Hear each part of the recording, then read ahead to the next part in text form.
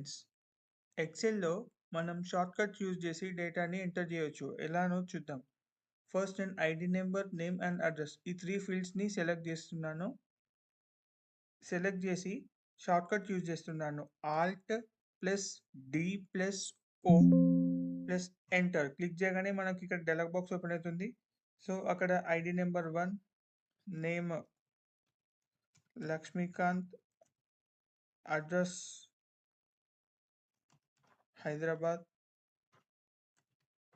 Enter click చేయగానే మనకు అంటే ఫస్ట్ డీటెయిల్ ఎంటర్ అవుతుంది. నెక్స్ట్ సెకండ్ డీటెయిల్స్ కావాలి అంటే number 2 example Suresh and address Warangal.